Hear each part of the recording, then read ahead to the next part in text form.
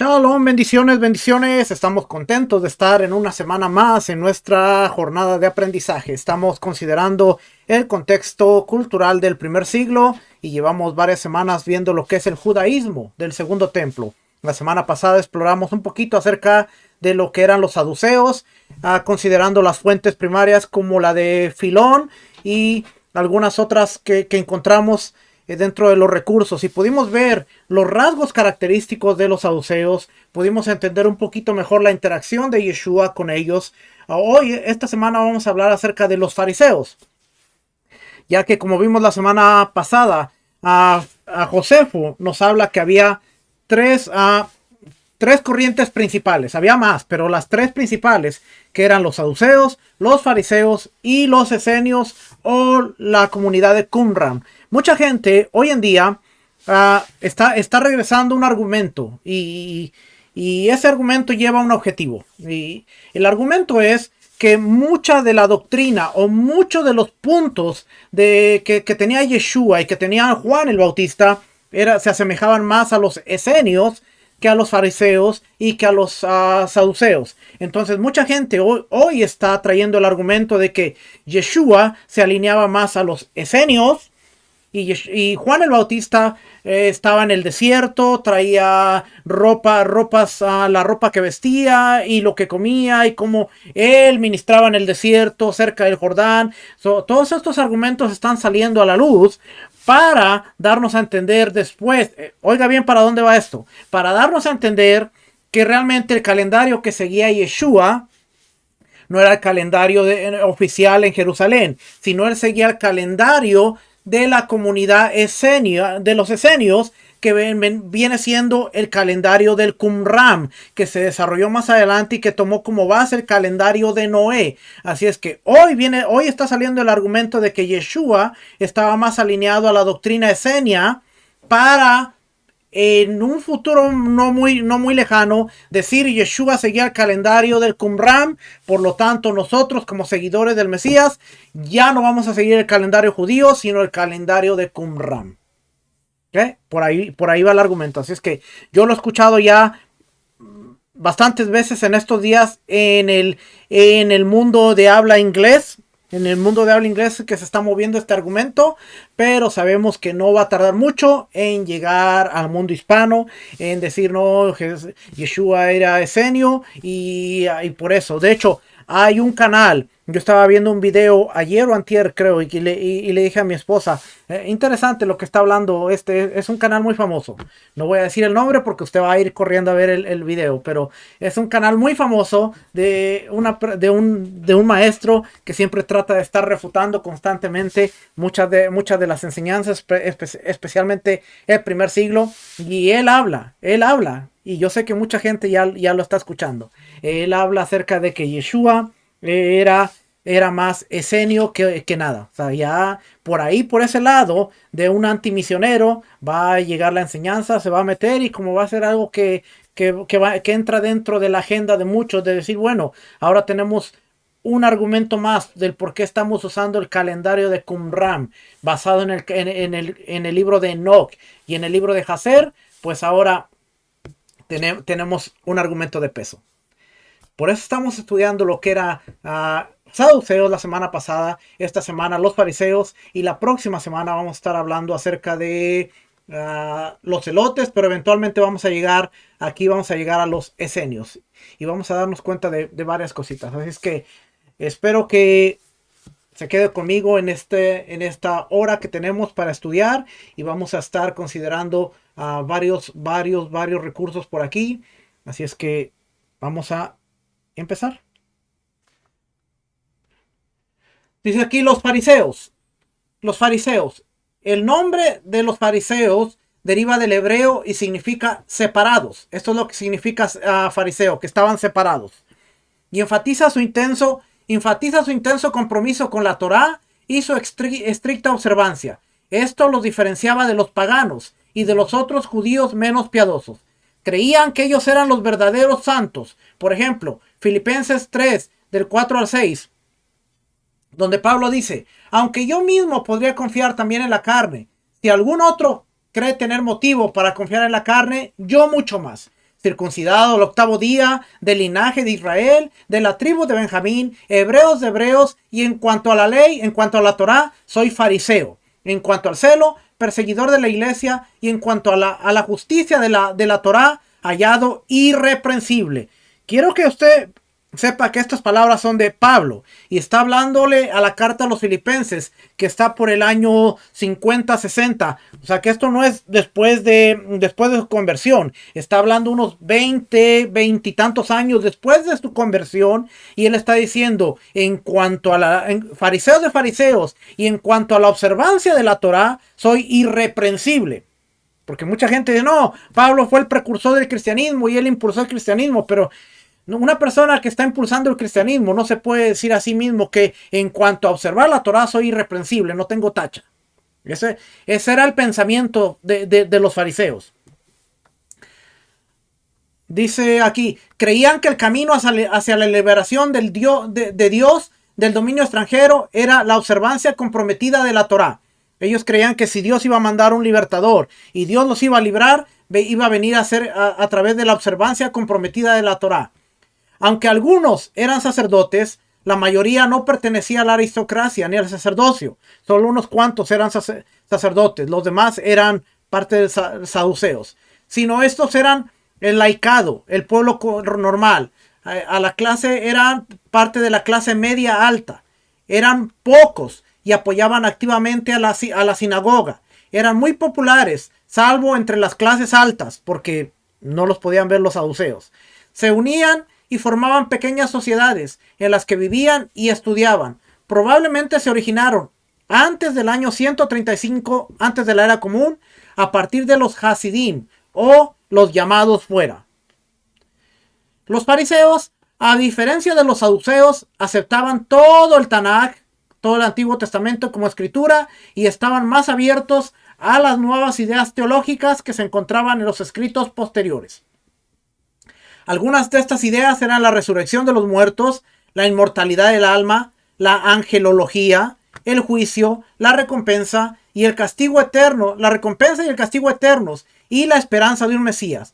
Muchas de estas cosas en las cuales los saduceos no creían, especialmente la inmortalidad del alma, la angelología, no creían en ángeles ni en demonios, el juicio y la recompensa y el castigo, y la esperanza de un Mesías, como vimos la semana pasada. Ese era uno de los problemas. Y era una de las cosas que aún los discípulos le dijeron al Cohen que estaba con los saduceos, que Dios había levantado a ese Yeshua que había muerto, resucitándolo de entre los muertos y sentándolo a su diestra, haciéndolo el príncipe y salvador para dar perdón a los pueblos, a su pueblo. ¿Se acuerda? Dice, desarrollaron un sistema de tradición oral para interpretar la Torá o la Halajá. Identificaron 613 mandamientos en la Torá que los judíos debían cumplir, 248 leyes positivas y 365 leyes negativas. A continuación, se dedicaron a interpretar estas leyes junto con miles de otras para garantizar que no se infringiera la ley. Esto es interesante porque dice que no se infringiera la ley.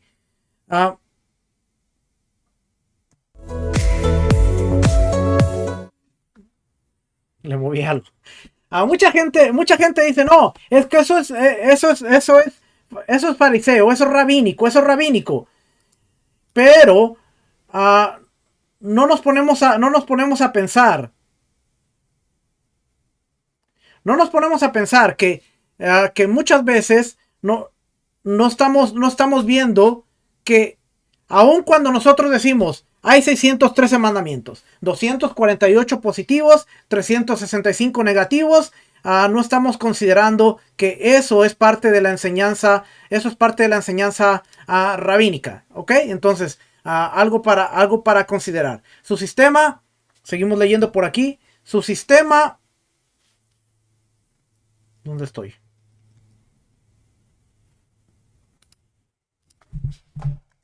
Ok, que estoy moviendo aquí varias cosas, pero ok, aquí está. Dice, su sistema se basaba en las tradiciones de famosos rabinos. Esta era la halajá. Esta halajá era una interpretación y comentario de la ley.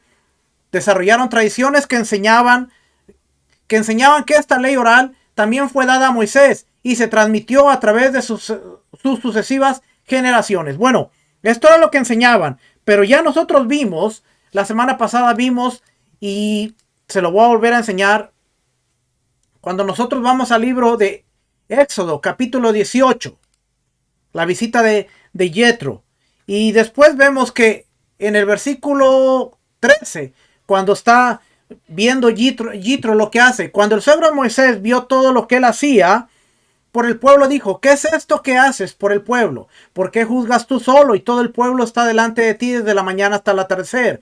Y respondió Moisés a su suegro: porque el pueblo viene a mí para consultar a Dios. Cuando tienen un pleito, vienen a mí, y yo juzgo entre uno y otro, dándoles a conocer los estatutos. Aquí vimos que si ponemos aquí la palabra estatuto, nos va a salir a Huk, lo que son los Hukim. Le doy a conocer los Hukim. ¿Qué es un Hukim? Un Hukim es algo que declaró Dios y que no se puede cambiar. Por ejemplo, Hukat Pesach. Este es el reglamento de Pesach, que nadie lo puede cambiar. Por ejemplo, el Hukat de la vaca roja, que muchas veces no entendemos, pero es un Hukat. Se tiene que llevar a cabo así y nadie lo puede cambiar. Y de esa manera hay muchos Hukims. Entonces dice aquí, les doy a conocer los Hukim de Dios, y les doy a conocer sus Toratai, su Torah, sus enseñanzas. El contenido de la Torah, el contenido de lo que se enseña. Entonces, cuando el pueblo venía con preguntas, Moisés le daba a conocer los estatutos, los Hukim, y le daba a conocer la Torah. El suegro de Moisés le dijo: no está bien lo que haces. Con seguridad desfallecerás tú y también este pueblo que está contigo, porque el trabajo es demasiado pesado para ti. No puedes hacerlo tú solo. Ahora escúchame, yo te aconsejaré y Dios estará contigo. Sé tú el representante del pueblo delante de Dios y somete los asuntos a Dios. Enséñales los Hukim, los estatutos, los Torot, las enseñanzas de la Torah, y hazles saber el Derek, hazles saber el camino, la conducta, el modo, la halajá en que deben de andar. Y esta palabra halak es la palabra halak. Aquí está, mire. Y hazle saber el derek, la conducta en la que deben halak. Aquí se lo voy a poner. Y de ahí es donde viene halajá. Y ahí es donde se desarrolla a andar. Aquí le voy a poner volumen para que usted lo escuche. Halaj. De donde viene halajá, ¿ve? Halaj. Y si vemos por aquí, dice andar, llevar, enviar. Diccionario: andar, comportarse, actuar. Hebreo, español. Dice desvanecerse, llevar, caminar. No creía que lo habría. Entonces, este es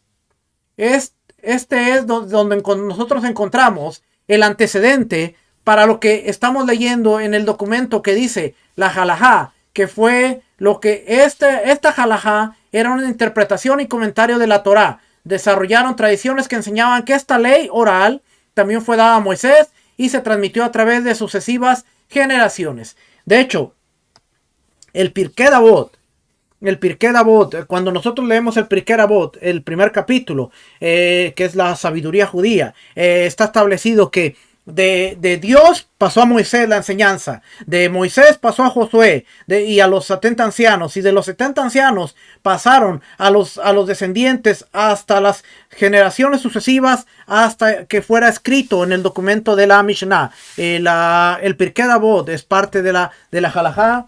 Si usted lo consigue,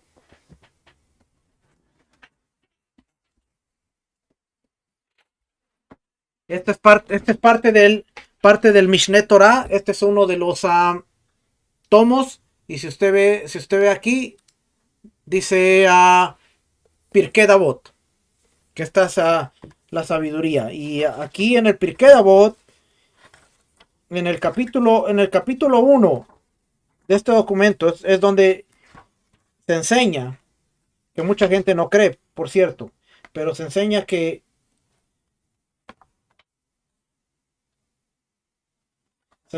pasó de Moisés, fue pasando hacia las futuras descendencias de Moisés a Josué, de Josué a los 70 ancianos y después fue pasando hacia las futuras generaciones. Pero aquí estamos viendo entonces de dónde viene todo esto. Así es que vamos a regresar por aquí. En el siglo II después de la era común, esta ley oral fue escrita como la Mishnah y luego modificada y ampliada. Los escribas y juristas estudiaban estas leyes y aplicaban las interpretaciones. Este sistema continuo de interpretación significaba que los fariseos eran la secta más flexible. Oiga bien, los fariseos eran la secta más flexible, ya que evaluaban constantemente la Torá con respecto a su contexto.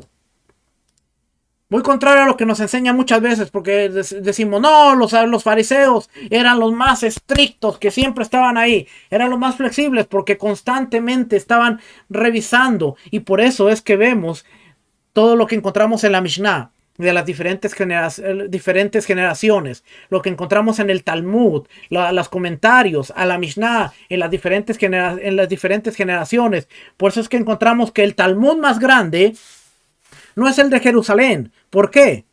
Yo me preguntaba, ¿por qué el de Jerusalén, el Talmud es más pequeño? En volumen, cuando usted compra el Talmud de Jerusalén, son menos tomos, es más chiquito, es más conciso. Y yo me preguntaba, ¿por qué?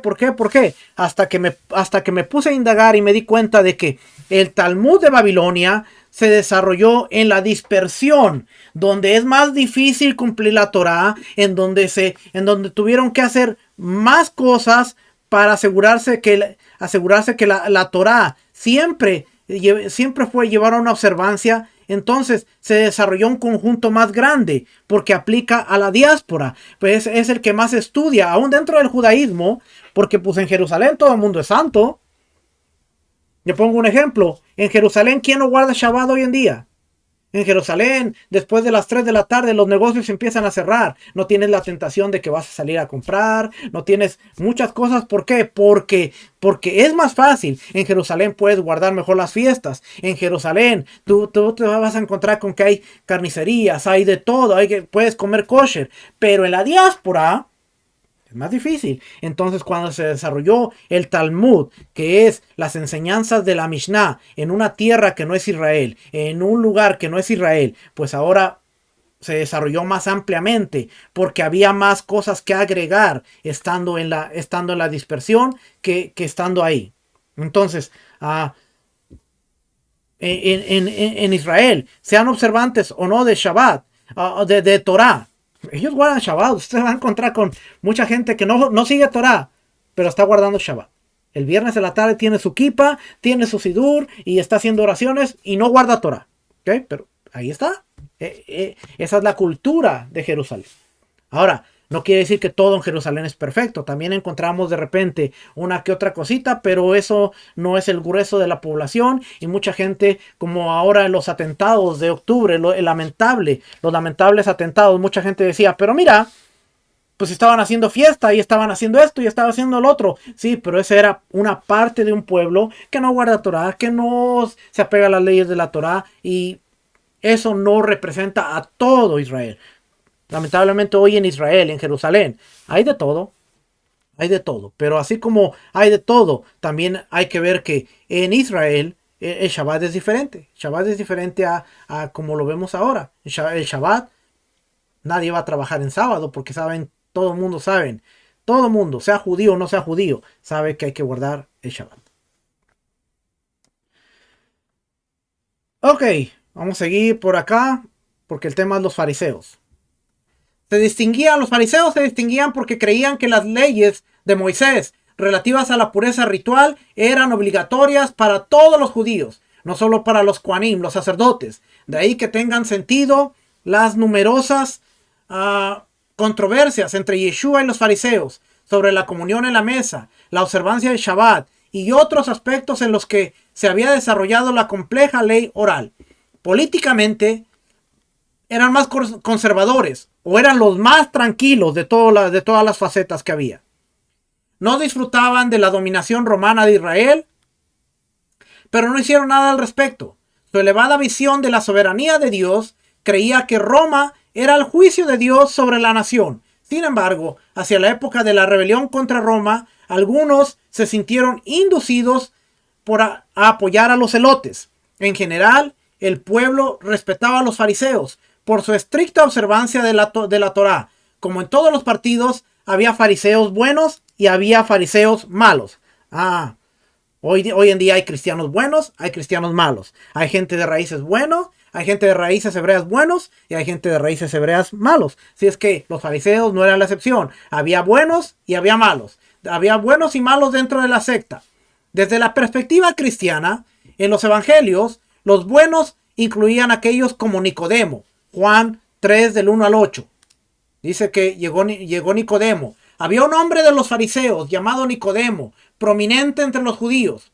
Este vino a Yeshua de noche y le dijo: Rabí, lo reconoce como maestro. Sabemos que has venido de Dios, que eres un mensajero de Dios como maestro, porque nadie puede hacer las señales que tú haces si Dios no está con él. Respondió Yeshua y le dijo: en verdad te digo que el que no nace de nuevo no puede ver el reino de Dios. Y ahí empieza el intercambio en donde le dice: ¿cómo un hombre viejo puede entrar al vientre de su madre? Y Yeshua le dice: bueno, ¿no eres tú maestro de la ley? Y no sabes estas cosas, como diciendo, deberías saber un poquito más para ser un maestro de la ley. Ese es el intercambio que tienen. Después lo vemos en capítulo 7, versículo 50. Capítulo 7, versículo 50. Déjenme ir por acá un momento porque...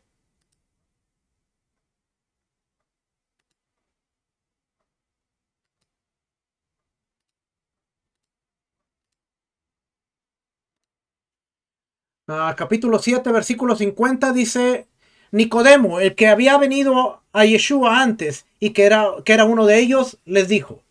Vamos a ver aquí para estudiar un poquito más esto.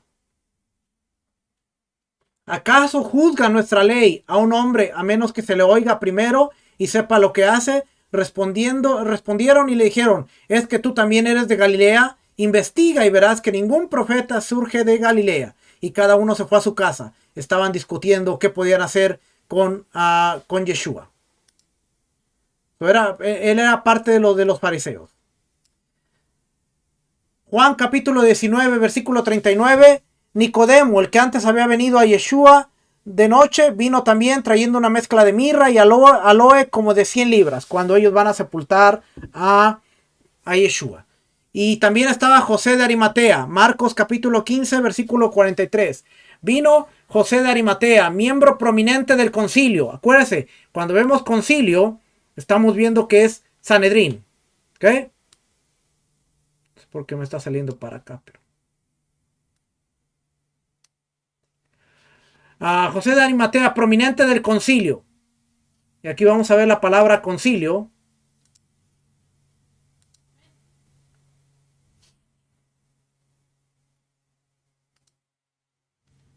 Concilio, miembro del consejo.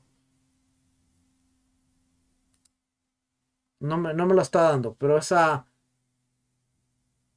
un miembro de un cuerpo que sirve una capacidad administrativa, quizás se refiere al Sanedrín. José de Arimatea era parte del Sanedrín. Eran hombres devotos que buscaban, los fariseos eran hombres devotos que buscaban agradar a Dios y se convirtieron en creyentes. Entre los malos estaban los que sucumbieron a los peligros del legalismo y antepusieron la apariencia de observar una ley a su propósito, agradar a Dios. Por ejemplo, Mateo 23 del 1 al 39, cuando Yeshua denuncia a los escribas y fariseos. Y que en su discurso Yeshua está diciendo: entonces Yeshua habló a la muchedumbre y a sus discípulos diciendo: los escribas y los fariseos se han sentado en la cátedra de Moisés, de modo que hacer y observar todo lo que os digan. Oiga, aún así, aunque eran los malos, Yeshua está diciendo: de modo que hacer y observar todo lo que os digan. O sea, todo lo que ellos te digan, hazlo y obsérvalo, porque son maestros de la ley. Pero no hagáis conforme a sus obras, porque ellos dicen y no hacen. O sea, ellos enseñaban una cosa y iban y hacían otra cosa.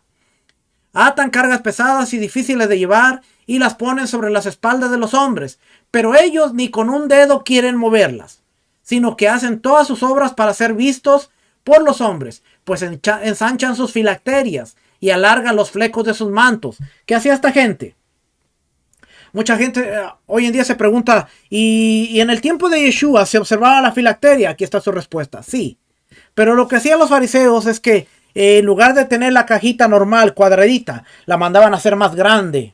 Casi que le quedara en la cabeza, la mandaban a hacer más grande para ser vistos. Y los flecos se alargaban los tzitzit, se los alargaban más grande para ser vistos. O sea, quiere decir que esta gente no hacía las cosas para agradar a Dios, sino hacía las cosas para ser vistos. Mira, yo tengo tefilín, yo tengo aquí mi filacteria, mi tefilín, y entre más grande, entre más grandota se me vea la cabeza, mejor, entre más grande los tzitzit. Pero realmente no era que el tzitzit no le recordaba que había que guardar los mandamientos, sino era apariencia nada más, lo que está diciendo aquí Yeshua. Dice, aman el lugar de honor en los banquetes y los primeros asientos en las sinagogas. Su función o su deseo no era ir a la sinagoga, sino estar en el primer lugar de la sinagoga. Y los saludos, aman los saludos respetuosos en las plazas y ser llamados por los hombres rabí. La palabra rabí es maestro. Pero vosotros no os dejéis que os llamen rabí, porque uno es vuestro maestro y todos vosotros sois hermanos. Este es un versículo que si no lo entendemos, algunos, déjenme leer la segunda parte y se lo explico. Porque luego el 9 dice, y no llaméis a nadie en Padre vuestro en la tierra, porque uno es vuestro Padre, el que está en los cielos. Ni os dejéis que os llamen preceptores, porque uno es vuestro preceptor, el Mesías. Este versículo, si no lo entendemos, mucha gente dice, no, es que mismo Yeshua dijo que nadie te llame rabí, que nadie te llame maestro, que nadie te llame padre, pero está en el contexto de que si tú tienes el deseo de que alguien te llame maestro para ser reconocido, no dejes que te llamen maestro. Porque uno es vuestro maestro, el que está en uno es vuestro padre, el que está en los cielos, y uno es vuestro maestro, el que está en la tierra, que es Yeshua, que te está enseñando con su carácter, con su humildad, a no buscar el reconocimiento de la gente. Esas palabras de Yeshua tienen un contexto, y eso no quiere decir que tú no puedes llamar maestro, tú no puedes llamar rabí, que quiere decir maestro, a alguien. Porque mucha gente cuando nos escucha hablar y decir nuestro maestro Rico Cortés, no, ustedes son idólatras porque Yeshua mismo dijo, a nadie llames maestro porque uno es vuestro maestro, el que está en los cielos. Pero está sacando un versículo fuera de su contexto, porque el problema es que estos fariseos amaban pararse en las calles y amaban que se les dijeran maestro, rabí, rabí, rabí, pero su actitud y su forma de vivir, lo que ellos enseñaban. Por eso Yeshua dice, hagan todo lo que ellos les digan. Perfecto, hagan todo lo que les enseñen, pero no imiten su conducta, porque ellos dicen y no hacen. A ellos les gusta atar cargas pesadas en la gente, pero a ellos no les gusta mover ni un dedo. A ellos les gusta decir, hay que orar todos los días, levántese todos los días y oren, pero ellos no oran. A ellos les gusta, hay que dar diezmos, hay que dar ofrendas, pero ellos no lo hacen. Así es que todo lo que ellos les digan, háganlo, pero no hagan como ellos. Ahora entendemos un poquito más por qué cuando sacamos un versículo fuera de su contexto, aún estudiando la escritura en su raíz original, como muchos dicen, seguimos sacando textos de contexto, porque ese texto no tiene nada que ver con que tú llames a alguien maestro, sino la actitud de la persona que quiere ser llamada maestro. Hoy en día vemos muchos, no, yo soy maestro, yo soy maestro, yo soy maestro. Yo por eso siempre le digo a la gente, yo soy estudiante, después soy maestro. Porque si el deseo de mi corazón es ser estudiante y seguir siendo estudiante, pues me voy a esforzar por ser un buen estudiante y después voy a compartir lo que aprendo, y eso no necesariamente me va a hacer un maestro, pero voy a enseñar lo que estoy aprendiendo. Pero mi intención primaria, la intención de mi corazón, esa siempre seguirá siendo la de ser un estudiante. Yo nunca voy a dejar de aprender. Yo siempre le digo al Eterno y le digo a mi esposa, si el Eterno me concede vida, si el Eterno me concede fuerza, y si el Eterno me concede salud, y si el Eterno me concede llegar a los 120 años, yo quiero estar a los 120 años en una sillita con un libro seguir estudiando y seguir aprendiendo. Así ya esté bien viejito, así ya esté con mis nietos, bisnietos, pero yo quiero seguir estudiando.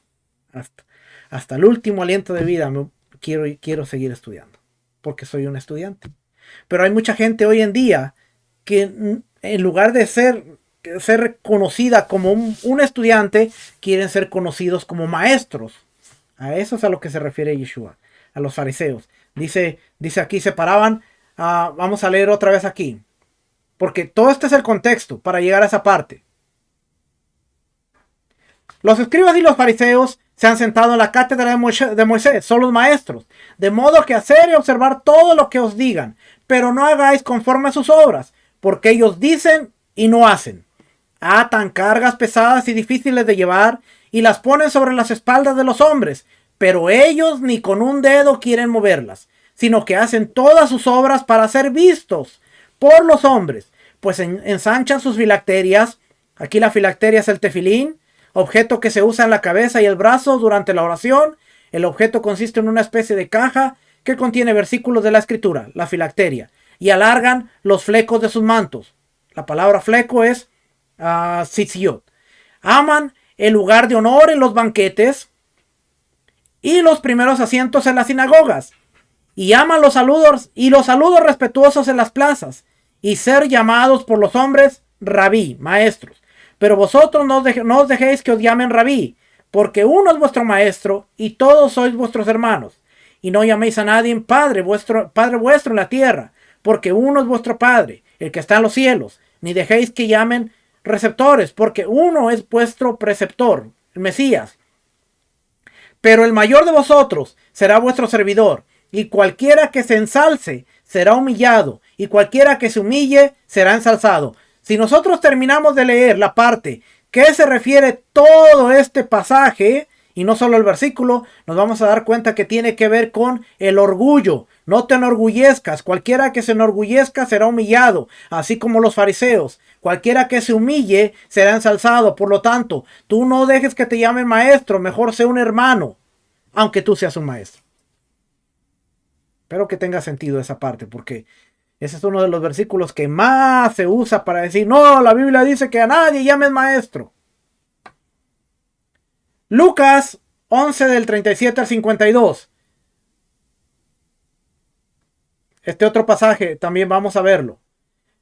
Cuando terminó de hablar, un fariseo le rogó que comiera con él, y Yeshua entró y se sentó a la mesa. Cuando el fariseo vio esto, se sorprendió de que Yeshua no se hubiera lavado primero antes de comer, según el ritual judío. Aquí está la cosa, según el ritual judío. Pero el Señor le dijo, ahora bien, vosotros los fariseos, limpiadlo de afuera del vaso y del plato, pero por dentro estáis llenos de robo y maldad. Aquí vamos a descubrir otra vez algo. Necios, el que hizo lo de afuera, ¿no hizo también lo de adentro? Dad más bien lo que está dentro, como obra de caridad, y entonces todo será limpio. Mas ay de vosotros, fariseos, porque pagáis el diezmo de la menta y la ruda, y toda clase de hortaliza, y sin embargo pasáis por alto la justicia y el amor de Dios. Pero esto es lo que debías haber practicado sin descuidar lo otro. Fíjese que aunque esta parte es interesante, porque aunque la menta, la ruda y toda clase de hortaliza, todo lo que crecía en la tierra, no estaba dentro del diezmo. Aquí Yeshua no está condenando. Vamos a ver algo interesante, porque decimos, los fariseos dieron interpretación a través de la ley oral. Bueno, el diezmo tenía que ver con los 7 productos de la tierra de Israel. Y el ganado, obvio. Entonces, se daba diezmo del campo. Cereal, cebada, el trigo, centeno, los 7 productos. ¿Okay? Y eran los árboles. Las uvas, los dátiles, las olivas. Entonces, después se vino desarrollando a través de la interpretación de los mandamientos que todo lo que creciera en la tierra se debía diezmar. Aquí vemos algo interesante, porque Yeshua dice, era necesario hacer esto, practicar la justicia, la bondad, sin dejar de diezmar lo que ustedes están diezmando. Yeshua no está condenando, hey, eso no está en la Torá, ustedes le añadieron, ¿por qué obligan a la gente a diezmar esto? No, Yeshua no está diciendo eso. Yeshua les dice, ustedes diezman la menta, la ruda y toda clase de hortaliza, quiere decir calabaza, papa, todo lo que crece en la tierra, ustedes lo están diezmando, pero han pasado por alto la justicia y el amor de Dios. Necesario era que hicieran justicia y amor sin dejar de diezmar lo que están haciendo. Ahora que se lo expliqué, vamos a leerlo y a ver si ahora lo entiende. Mas hay de vosotros, fariseos, porque pagáis el diezmo de la menta y la ruda y toda clase de hortaliza, y sin embargo pasáis por alto la justicia y el amor de Dios. Pero esto, la justicia y el amor, esto es lo que debías haber practicado sin descuidar lo otro. Levítico 27:30. Así pues, todo el diezmo de la tierra, de la semilla de la tierra o del fruto del árbol es del Señor, es cosa consagrada al Señor. Pero fíjese lo interesante, porque Levítico no nos dice qué, solo dice todo el diezmo de la tierra, de la semilla de la tierra o del fruto del árbol es el diezmo. Pero Levítico se queda ahí, todo lo que... Ahora, ¿quién decide qué se diezma y qué no se diezma? Cuando la gente decía, yo sembré zanahorias, ¿tengo que diezmar? Pues ellos venían, como vimos en Éxodo 18, ellos venían con Moisés o con los designados de Moisés y ellos decían, oye, tengo una pregunta, yo sembré en mi campo zanahorias, ¿tengo que diezmar de esas zanahorias? Y ellos decían, ellos se ponían de acuerdo ahí y decían, bueno, la interpretación es todo el diezmo de la tierra, de la semilla de la tierra o del fruto del árbol es diezmo. Estás dentro de la tierra de Jerusalén, tu campo, la cosecha es parte de la tierra, tú tienes que traer diezmo. Y así se fue desarrollando todo esto. Cuando Yeshua está con ellos, Yeshua no está condenando porque estaban diezmando algo que la Torá no era específico, pero les está condenando que no hacían justicia y que no tenían el amor de Dios. Seguí leyendo por aquí. ¡Ay de vosotros, fariseos! Porque amáis los primeros asientos en las sinagogas y los saludos respetuosos en la plaza. Ve que aquí no, Lucas no está hablando de maestro o padre o rabí, sino dice los saludos respetuosos. Entonces queda claro que el rabí era un saludo de respeto, porque el doctor Lucas dice, y los saludos respetuosos en las plazas. Ay de vosotros, porque sois como sepulcros que no se ven, sobre los que andan los hombres sin saberlo. Respondiendo uno de los intérpretes de la ley, le dijo, maestro, cuando dices esto, también a nosotros nos insultas. Y él le dijo, hay también de vosotros. Se me había olvidado, pero también ustedes. Hay también de vosotros, intérpretes de la ley, porque cargáis a los hombres con cargas difíciles de llevar, y vosotros ni siquiera tocáis las cargas con uno de los dedos. Hay de vosotros, porque edificáis los sepulcros de los profetas, y fueron vuestros padres quienes los mataron. De modo que sois testigos y aprobáis las acciones de vuestros padres, porque ellos los mataron, y vosotros edificáis sus sepulcros. Por eso la sabiduría de Dios también dijo, les enviaré profetas y apóstoles, y de ellos matarán a algunos y perseguirán a otros. Ok, vamos a regresar aquí. Al igual que Nicodemo, la historia de redención de Pablo es la de un fariseo que se encuentra a Yeshua y se convierte en un gran misionero. Algunos de los judaizantes con los que debatió la Torá en el concilio de Jerusalén eran compañeros fariseos con una perspectiva diferente. Hechos 15:5. Pero algunos de la secta de los fariseos que habían creído se levantaron diciendo, es necesario circuncidarlos y mandarles que guarden la Torá de Moisés. El judaísmo rabínico que continuó después del cristianismo y que sigue establecido hoy en día es básicamente fariseo. Lo que le llevo diciendo muchas veces. Que el judaísmo rabínico de hoy en día no es el judaísmo del segundo templo, pero la columna vertebral y la base del judaísmo rabínico es el judaísmo del segundo templo, que viene de los fariseos, que se convirtieron más adelante en lo que conocemos como los rabinos. Okay, esto es del libro... ¿cuál es el libro este? No me acuerdo. Vamos a ver si está hasta el final. No lo tengo. Ahorita se lo busco y le digo cuál es el libro. Pero vamos a leer esta notita. Esta notita es la traducción de este libro que se llama Sectas judías de la era del Nuevo Testamento por Wes Randall.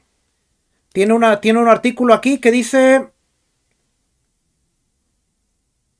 capítulo 2. Los fariseos, los ganadores y los que siguen siendo los campeones. Todo eso yo se lo traduje aquí. Espero que me haya salido. Sí, aquí está. Todo esto aquí lo vamos a leer. Ese es el capítulo 2. Ya no sé si voy para arriba o para abajo. Ok. Fariseos, el vencedor y aún campeón. Por la literatura del Nuevo Testamento sabemos mucho sobre el partido predominante dentro del judaísmo. Este grupo se llamaban los fariseos. Eran los escribas y eruditos que pertenecían a las filas de esta conocida mayoría religiosa, que afirmaban que sus pretensiones de verdad y autoridad espiritual se remontaban a Moisés. Los fariseos probablemente se desarrollaron a partir de los primeros Hasidim. A partir de ellos, el judaísmo ha generado gran parte de la tradición rabínica moderna. Este ha sido el punto de vista históricamente aceptado, aunque existen otras opiniones. Hasta hace poco, los eruditos hablaban con facilidad de un judaísmo normativo, como si el judaísmo rabínico y sus antecedentes fueran siempre la expresión dominante y auténtica del judaísmo. En este comentario, el Shea Cohen presenta una interpretación alternativa. Él dice: para el creyente, el judaísmo rabínico es el judaísmo normativo, y los rabinos siempre estuvieron en el centro de la historia judía. Para el historiador, sin embargo, los rabinos y el periodo rabínico se convierten en entidades significativas solo después del año 70. Todavía se acepta ampliamente que el judaísmo rabínico representa el judaísmo normativo. Resulta irónico que los fariseos, que con el tiempo se convirtieron en la corriente principal reconocida del judaísmo normativo, fueran en su momento una secta disruptiva dentro del ámbito más amplio de la religión judía. Porque ya vimos que había más de uno. Habían los saduceos, fariseos, esenios, celotes. Ellos eran uno más. Aunque mucho antes del periodo investigado en ese trabajo, es probable que los fariseos estuvieran implicados en la división entre los Hasidim y los asmoneanos. Todo esto ya se relata hasta el periodo macabeo. En ese momento, cuando los fariseos comienzan a desempeñar un papel distintivo en el registro histórico, según la reconstrucción habitual de los acontecimientos, son los Hasidim que rompieron con Juan Hircano, y una explicación del nombre fariseo, que en hebreo es perushim, el arameo perisayá, separatistas, lo deriva de esta separación o retirada de la alianza asmoniana.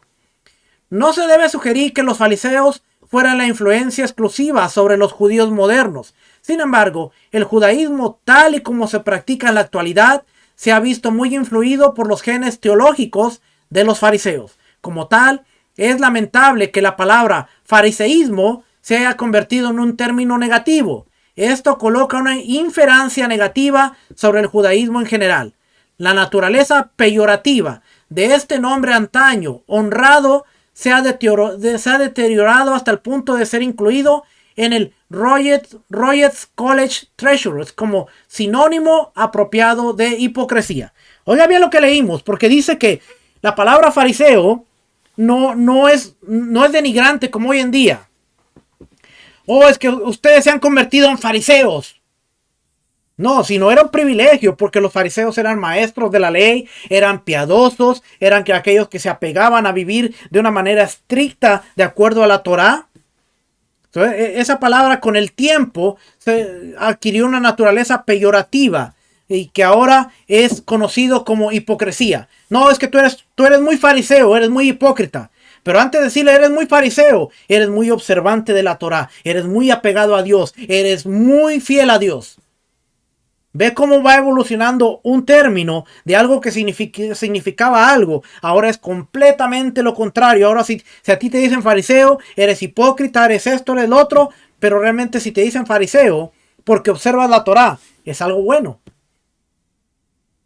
Y así se ha ido observando, así se ha ido cambiando. Lo mismo que la palabra judaizante. No, ahí vienen los judaizantes.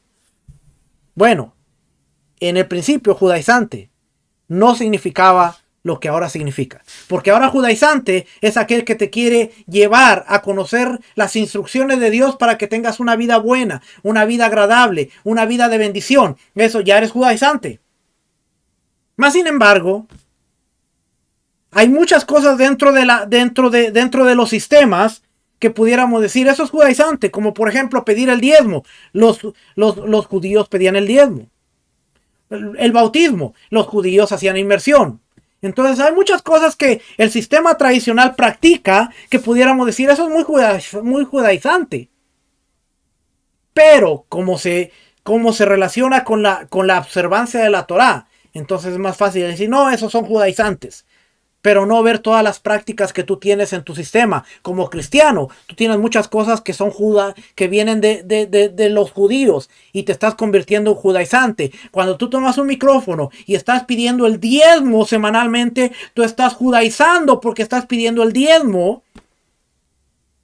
Cuando tú le estás diciendo hay que hacer una inmersión, hay que hacer un bautismo, estás judaizando a tu congregación. Pero como se desconoce el término y se desconoce cómo ha ido evolucionando negativamente, ahora cualquiera, no, ese ya, ¿qué le pasó? No, ese se volvió judío, se fue con los judaizantes. ¿Qué le pasó al pastor Carlos? No, se volvió judío, se fue con los judaizantes. No me lo contaron, yo lo escuché. Eso no es una anécdota, fue algo real. A mí me dijeron que me había ido con los judaizantes, me había convertido en judío. Yo no soy judío ni de apellido, así es que ahí se la dejo. Yo le he tenido que explicar a mucha gente, mira, a ti te han dicho que soy judío, ¿verdad? No soy judío, ni de apellido, ni de color de piel, ni de nacionalidad. Soy mexicano, sigo siendo mexicano, soy morenito, piel canela, creo en Yeshua, creo en Jesús, pero amo las instrucciones de Dios. Porque me han identificado, me han puesto un target aquí grandotote de judío y judaizante. Está bien, yo puedo vivir con él, no hay problema. Ok, entonces vamos a seguir leyendo por aquí. Es un término que es el sinónimo para hipocresía. El abrasivo diálogo entre Yeshua y varios fariseos parece ser la fuente de la mayoría de las actitudes despectivas contra los fariseos. Los comentarios incendiarios contenidos en el Nuevo Testamento no son el único forraje para degradar ciertas formas de fariseísmo. Los fariseos no estuvieron exentos de críticas a manos de fuentes judías. El Talmud presenta su propio juicio contra la hipocresía entre los fariseos. No es casualidad que este tipo de fariseo aparezca como el primero en la lista de 7, oiga bien, 7 tipos de fariseos en el Talmud. Así es que ahora la pregunta es, ¿cuál de los 7 somos? Porque había 7. En el tiempo de Yeshua había 7, había varias escuelas de pensamiento, pero había 2 principales. Estaba la escuela de Shammai y la escuela de Giliel. Dentro de esas 2 escuelas grandes había 7 diferentes tipos de fariseísmo. Ahora nos metimos en problemas porque hablar de fariseos no solamente decir, esos son fariseos. ¿De qué escuela? ¿De qué faceta? ¿Qué creían? ¿Ve por qué hay que estudiar? ¿Ve por qué hay que estudiar antes de abrir la boca? Porque cuando después nos encontramos con información, nos damos cuenta de que estamos hablando por parte de la ignorancia, algo que no sabemos. Yo por eso, hoy en día, si de algo tengo cuidado es que si no sé algo, usted me va a ver bien calladito, porque yo no quiero opinar. Y que al rato me presenten una información en donde yo tenga que decir, estaba mal, o hacerme loco como que si nada hubiera pasado. Prefiero estar calladito. Así es que dice aquí, el Talmud, no es casualidad que este tipo de fariseos aparezca como el primero en la lista de 7 tipos de fariseos en el Talmud. En el discurso de Yeshua en Mateo, este tipo de fariseos también aparece al principio de su polémica contra los fariseos. Parece que en el mundo de los sabios había personajes negativos cuyas palabras no se correspondían con sus actos. Estos eran los disimuladores. Ese era uno de los tipos. El que disimulaba. Bueno,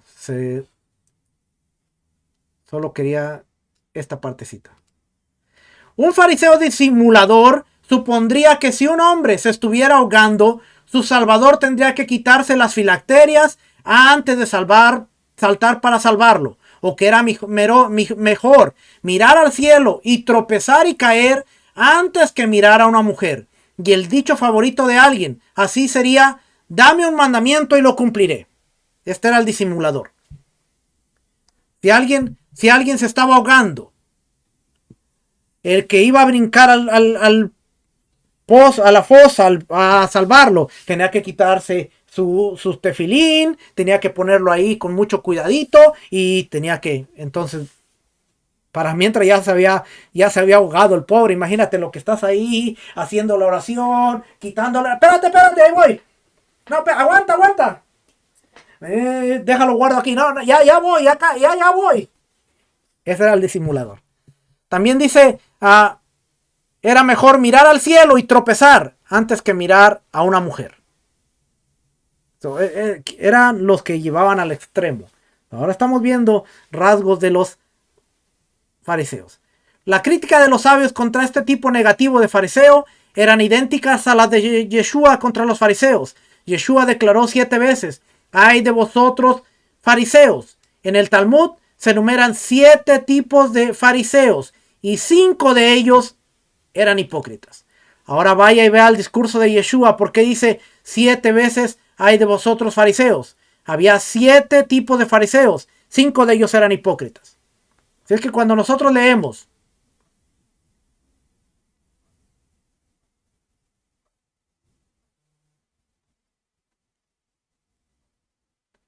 donde nosotros leímos aquí,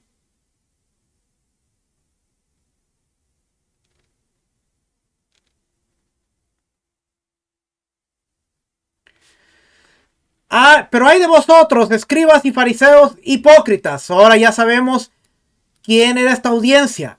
Al menos eran 5 de las 7 facetas de fariseos a las que les está hablando, porque esto utiliza la palabra hipócrita. Lo mismo que estamos encontrando creo que era aquí las notas, ya. 5 de ellos eran hipócritas, lo que nos dice el Talmud.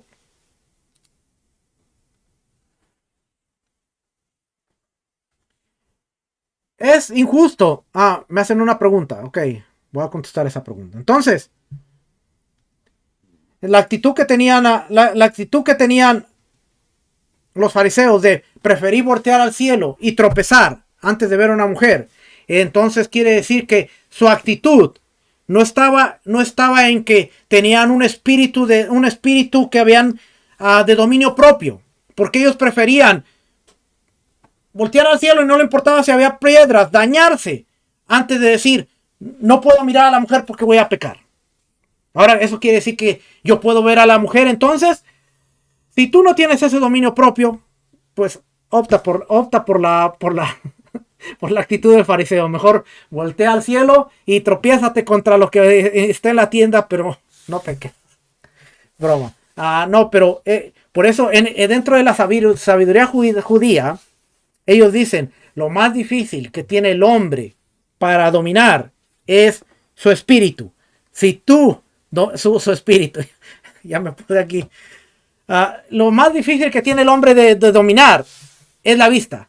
Por eso Yeshua dijo: si tu ojo te da ocasión de pecar, sácatelo. Mire la actitud de Yeshua, porque él decía: sácatelo. Es mejor entrar con un ojo que irte con los dos al infierno.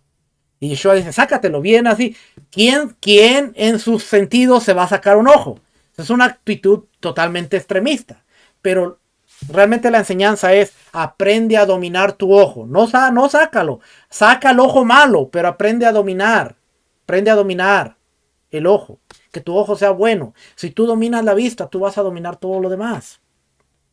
Y lo que a nosotros como hombres nos cuesta es dominar la vista. Entonces, si nosotros trabajamos en ello, no tenemos que tener la actitud de: miro para el cielo.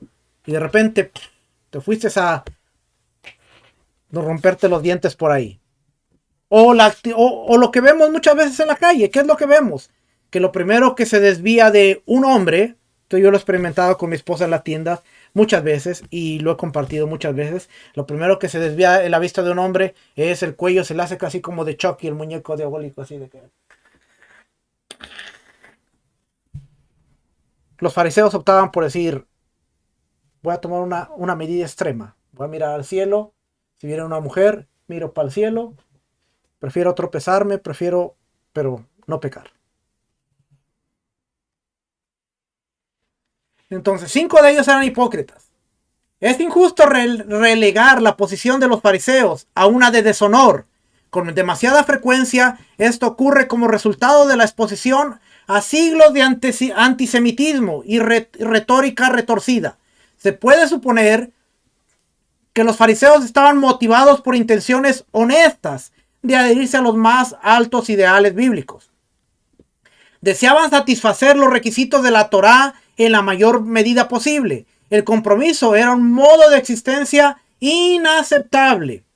Josefo informa que había una cierta secta de hombres judíos que valoraban mucho por la habilidad exacta que tenían en la ley de sus padres y hacían creer a los hombres que eran muy favorecidos por Dios. La conformidad con las normas moisaicas era la única alternativa para el fariseo comprometido.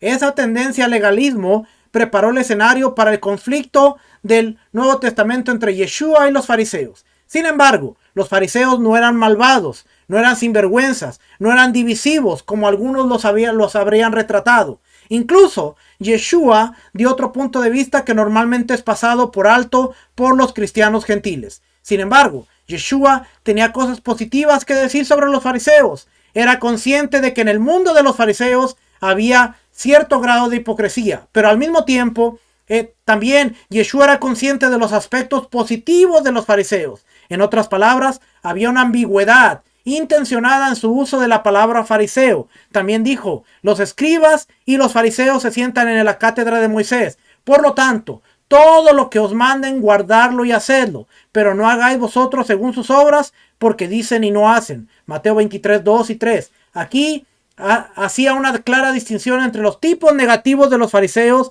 y el resto de los fariseos. Hablaba de los fariseos en general, pero insertaba en su discurso la polémica que encontramos en las fuentes talmúdicas contra los tipos negativos de los fariseos. La ley de Moisés y los fariseos se sentaban en la cátedra de Moisés. No fueron despreciados. La ley de Moisés y los fariseos que se sentaban en la cátedra de Moisés no fueron despreciados por Yeshua. Yeshua apoyaba el valor de la Biblia hebrea y los valores de los líderes de Israel. Lo que rechazaba era el pecado de la arrogancia y la hipocresía. Y dijo a sus discípulos, no penséis que he venido a destruir la Torá o los profetas. No he venido para destruir, sino a cumplir. Porque de cierto os digo que hasta que pase el cielo y la tierra, ni una jota ni una tilde pasará de la ley, hasta que todo se haya cumplido. Cualquiera pues que quebrante uno de estos mandamientos muy pequeños y así los enseñe a los hombres muy pequeños será llamado en el reino de los cielos. Pero cualquiera que los cumpla y los enseñe, este será llamado grande en el reino de los cielos. Porque os digo que si vuestra justicia no es mayor que la de los escribas y fariseos, no entraréis en el reino de los cielos. Al insistir que sus discípulos consideraran y superaran la forma de la piedad exhibida por los fariseos, Yeshua parecía presentar una visión de la ley y de los doctores de la ley, de una manera que a menudo ha sido rechazada por los cristianos gentiles. Algunos se burlaban de los fariseos como si no tuvieran características buenas. Esta es obviamente una visión falsa a la luz del hecho de que Yeshua identificó el valor de sus intenciones, incluso cuando sus intenciones no coincidían con sus acciones. Su falta de coherencia en el comportamiento solo sirve para demostrar que eran iguales a otros seres humanos imperfectos, así como usted y yo, que muchas veces decimos amar a Dios, pero actuamos de una manera como si no lo amáramos. A la luz de la perspectiva extremadamente negativa dada sobre los fariseos en la literatura antigua del Nuevo Testamento y entre los cristianos gentiles modernos, es intrigante considerar la siguiente cita. con la advertencia de que este escritor no tiene ninguna razón para dudar de su exactitud ni ningún método para identificar su veracidad. La cita es esta. Es interesante observar que en todo lo que se dice contra el judaísmo rabínico, en las obras de los padres de la iglesia, no hay una sola acusación de hipocresía contra los sabios. Para aquel entonces, parece ser que este tipo de hipocresía ya no existía. Bien, porque el enfoque farisaico se había convertido en algo común, bien por la victoria de la escuela de Hillel. Eso es interesante que los padres de la iglesia cristiana o católica, en las obras contra el judaísmo rabínico, no hablan de hipocresía en contra de los sabios. Entonces ahora estamos viendo que era en un tiempo cuando Yeshua estaba, porque había 5 de los 7 tipos de fariseos que eran hipócritas. Cuando el templo es destruido y queda solamente una faceta, que son los fariseos, los maestros, que se convierten en rabinos, cuando viene Hipólito, Justino Mártir, cuando viene todos estos padres de la iglesia, no hablan que ellos fueran hipócritas en contra del judaísmo rabínico. Interesante. Los fariseos eran combatidos por los saduceos, aborrecidos por los judíos esenios de la época, reprendidos por el Talmud y por Yeshua. Sin embargo, estos hombres estaban sumamente comprometidos con su fe. Este entendimiento debería reconocerse en cada contraste, conflicto, diálogo o debate entre judíos modernos y cristianos gentiles modernos. Las escenas de la crucifixión de Hollywood y las presentaciones antisemitas de la pasión sugieren enormes multitudes de un número incalculable de fariseos enfurecidos pidiendo la muerte de Yeshua. Estas recreaciones son exageradas. La historia de la iglesia ha demostrado su propensión a exagerar la participación judía en las escenas finales de la vida de Yeshua. La historia moderna ha mostrado los resultados de esa exageración. El antisemitismo sigue vivo entre los cristianos gentiles. Las antiguas acusaciones de desidio que se han lanzado repetidamente contra el pueblo judío no se sostienen a la luz de la investigación objetiva de las pruebas del Nuevo Testamento.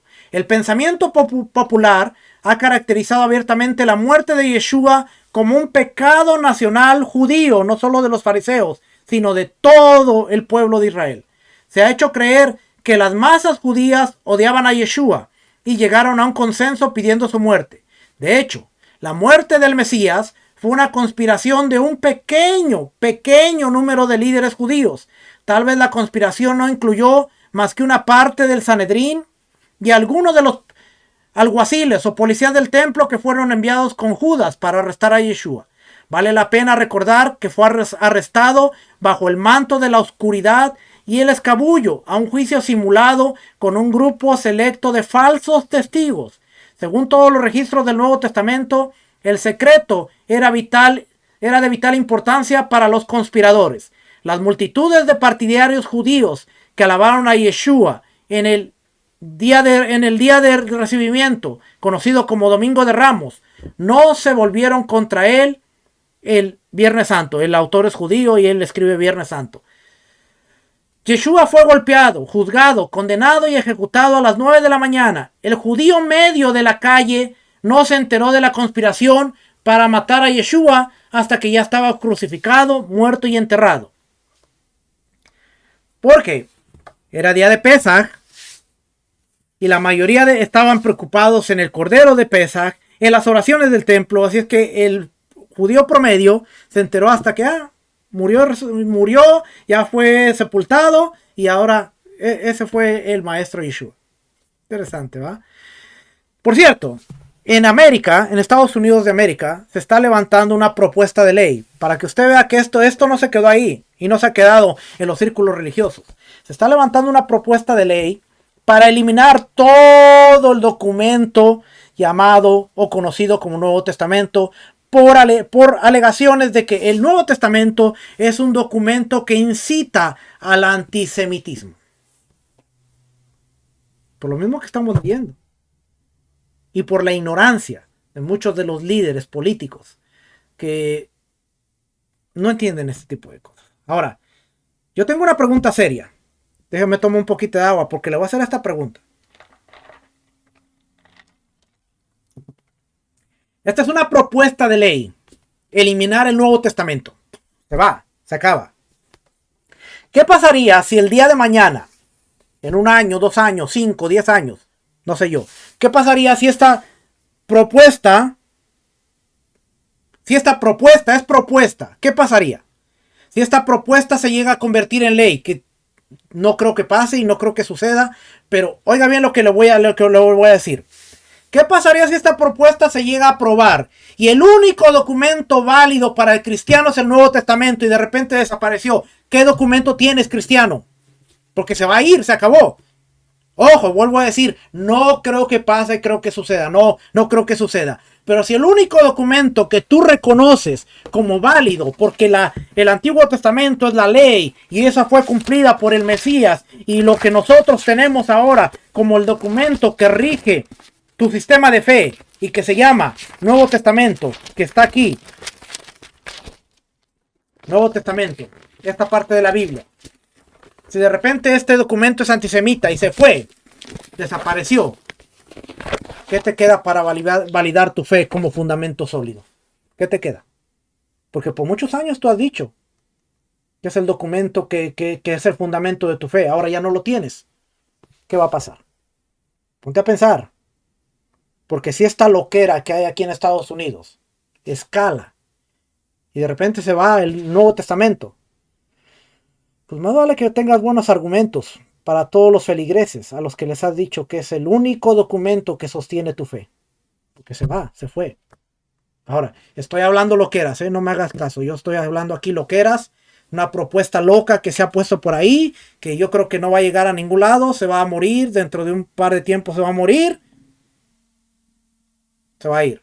Pero si se está moviendo dentro de Estados Unidos, que no te extrañe que de repente esta loquera pase a los países a los países hispanos también y salga con la loquera de que no, también hay que quitarlo de aquí, que ya no tenga validez. Prepárate, hermano cristiano, porque si no tienes Nuevo Testamento, ¿qué tienes?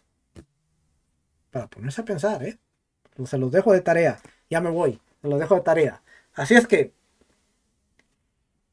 en lo que se refiere a esta investigación, la exagerada implicación farisea queda en entredicho por el reducido número total de sus miembros. Los fariseos no estaban solos, ni en influencia ni en número. Los números son de especial interés. Al oír a los cristianos gentiles modernos hablar de los líderes religiosos judíos de la época de Yeshua, uno empieza a sentir que los fariseos contaban con multitudes interminables en Judea y sus alrededores.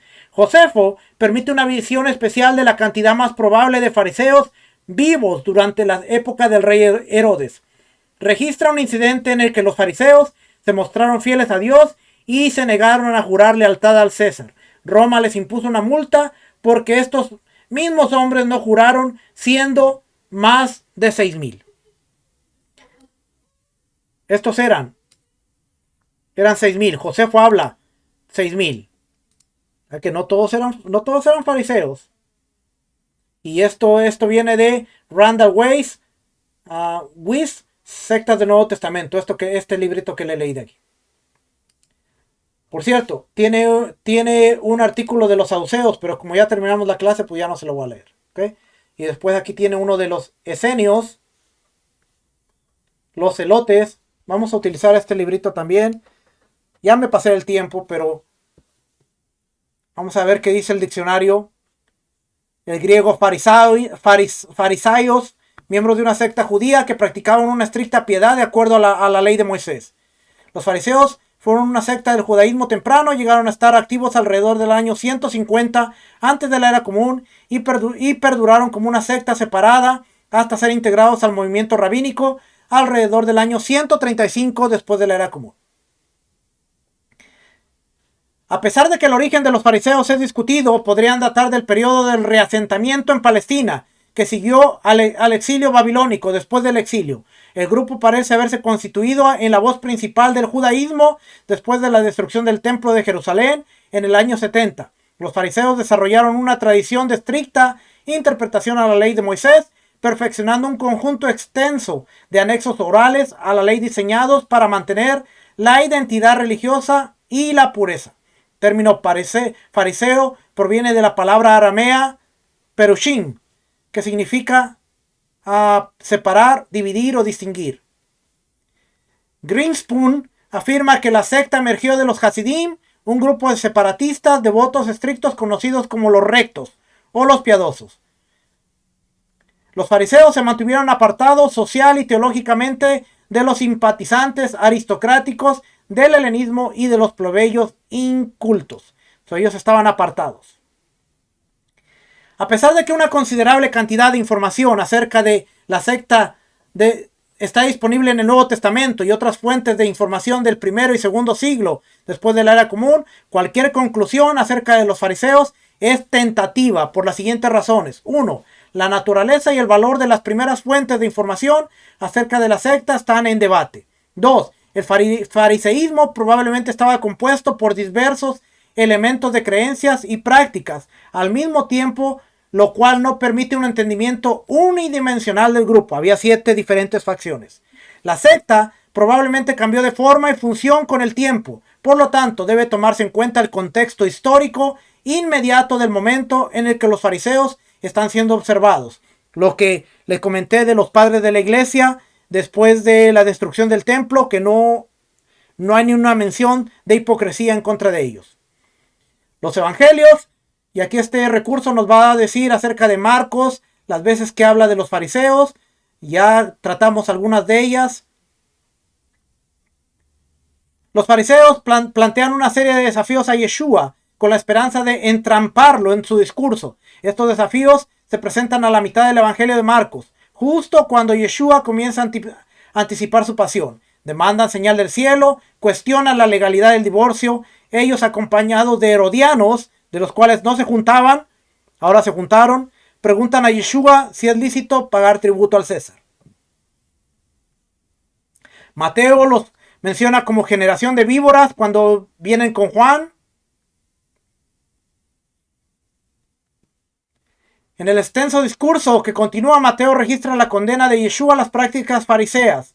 Ya las leímos, la demostración pública de piedad, filacterias, los flecos, demanda de asientos de honor, la demanda de títulos de distinción. Yeshua refuta las prácticas ofreciendo un modelo de piedad, un modelo diferente de piedad. Continúa una serie de ayes dirigidos a los fariseos, con los cuales condena su práctica de reclutamiento, su juramento y el diezmo. Critica su énfasis en cosas insignificantes de la Torá, mientras ignoran aspectos de mayor importancia. Los acusa de mostrar su apariencia externa de santidad, mientras se consumen en su vanagloria interna. En su registro, Mateo compara a los fariseos con varios grupos, incluyendo a los saduceos, los escribas y los principales sacerdotes. Lucas, aunque el Evangelio de Lucas comparte mucha información con Mateo y Marcos, este Evangelio provee cierto número de registros únicos acerca de los fariseos, muchos de los cuales dan un panorama de los fariseos ligeramente menos contundente. Los fariseos aparecen por primera vez en Lucas 5, del 16 al 17, durante la curación del paralítico. Vamos a ver, aquí hay rasgos. No. Y Juan nos presenta los rasgos positivos de Nicodemo y también de José de Arimatea.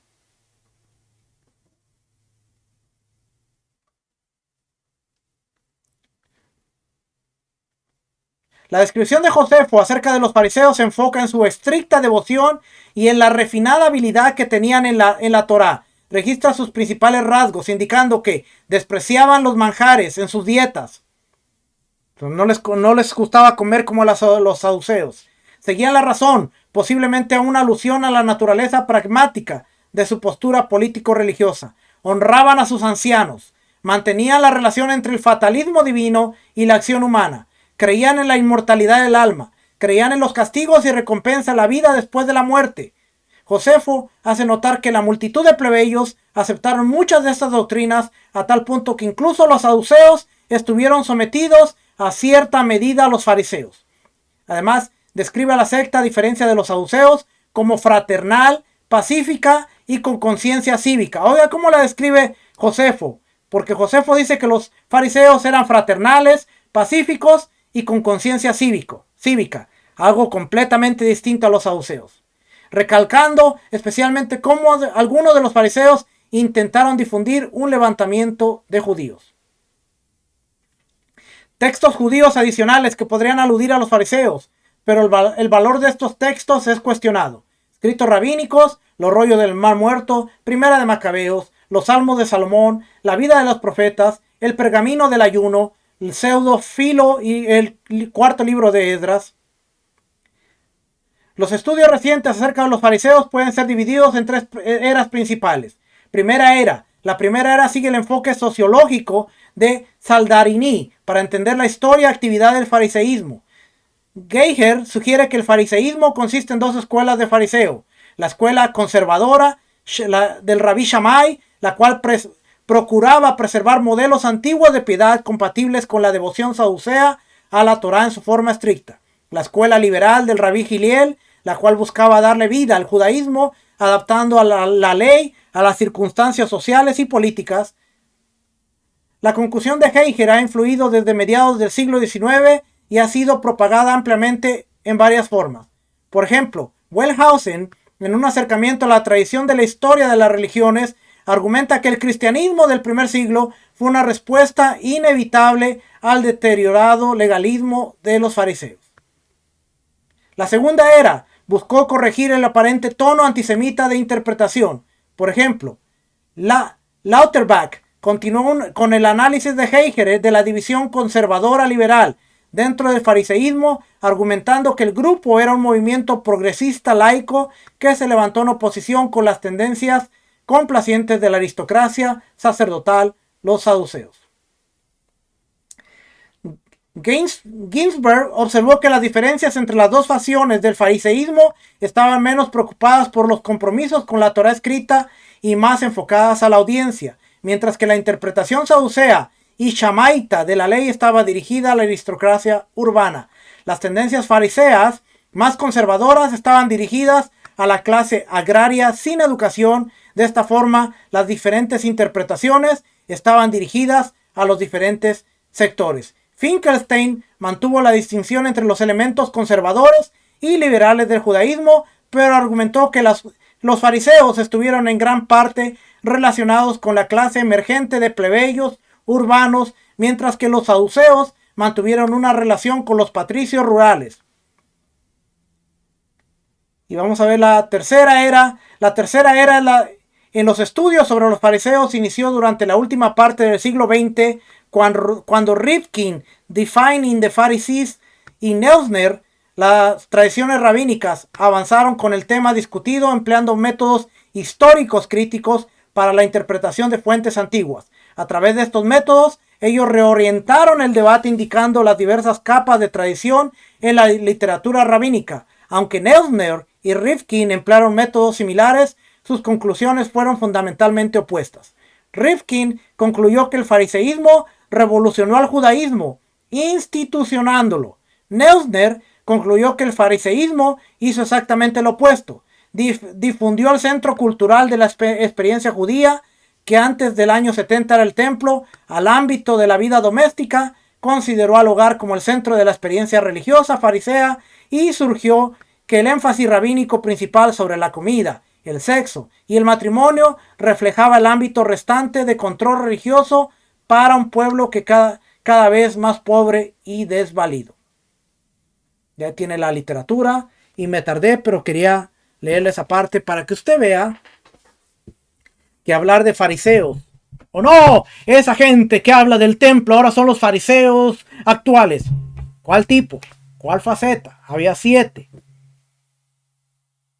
Porque hasta ahora eso somos también nosotros, fariseos por estudiar el templo. Porque somos los templarios fariseos de la orden de San Rico Cortés. Otra broma sarcástica por ahí. Es que, familia, hablar de fariseos, hablar de saduceos, no está fácil. Y necesitamos realmente estudiar, seguir estudiando. Hoy yo solo le presenté un panorama general. Dentro de este panorama general vimos que aún Yeshua, en muchos de sus discursos, él estaba diciendo, hey, todo lo que le digan los fariseos, háganlo. Son los maestros de la ley. Están en la silla de Moisés, ahí se sientan, hay que respetarlo. Ah, pero cuando ellos vienen a la plaza y exigen el respeto, ahí hay que tener cuidado. Porque una cosa es lo que Dios les ha dado y otra cosa es lo que ellos exigen.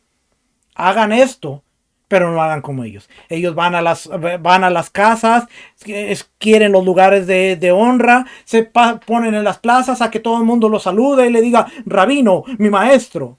Y se les llena el ego. No, la pelea con Yeshua no era por lo que los fariseos practicaban, sino por la actitud y cómo ellos estaban desenvolviendo dentro de un mundo. Cuando los fariseos dicen, hey, le dicen a los discípulos, oigan, ¿por qué su maestro se sienta con publicanos y prostitutas? ¿Se acuerda ese pasaje cuando le dicen a sus discípulos? ¿Y por qué su maestro está sentado con publicanos, que eran los cobradores de impuestos, y con prostitutas, que no eran prostitutas o quizás habían sido prostitutas? Porque ellos eran los separados, ellos eran los... No, nosotros no tenemos comunión con nadie, no, pecador. ¿Se acuerda la parábola? Cuando dice que dos hombres subieron a orar y el fariseo, el publicano decía, apiádate de mí, que soy pecador, ten piedad de mí. Y el fariseo volteaba a ver al publicano y decía, Señor, te doy gracias porque yo no soy como este publicano, yo no soy como él, no soy pecador, no soy esto, no soy lo otro. Y Yeshua dice, tengan por seguro que el que está diciendo, ten piedad de mí, que soy pecador, soy el publicano, va a regresar a su casa con el perdón aceptado, que el otro que se está levantando el pecho y diciendo, no, yo no soy como este, y yo no, yo oro, y yo hago mis oraciones, y yo observo bien la Torá, y yo sigo. Así es que tenemos mucho que pensar, tenemos mucho que reflexionar, tenemos mucho que estudiar para aún poder entender la retórica que está teniendo Yeshua. Porque cuando dice, ay de vosotros, escribas y fariseos hipócritas, hay una banderita. El Talmud habla de 5 tipos de fariseos hipócritas. Ahora hay que ir a investigar cuáles eran esos 5 tipos. Eso quiere decir que había 2 tipos buenos. Quizás, y muy probablemente quizás, de ahí viene Nicodemo y de ahí viene José de Arimatea. Por eso nos presenta 2 tipos de fariseos que eran buenos. ¿No se había puesto a pensar en eso? Bueno, ahí tiene 2 tipos. Nicodemo y Jesús de Arimatea. De los 7 que había. Familia, regresamos la próxima semana. Que el Eterno les bendiga, el Eterno les guarde. Espero que haya sido de bendición. Regrese la próxima semana y vamos a hablar acerca de los celotes, los patriotas, los nacionalistas. Y nos vamos a gozar juntos. Shalom, bendiciones, shalom.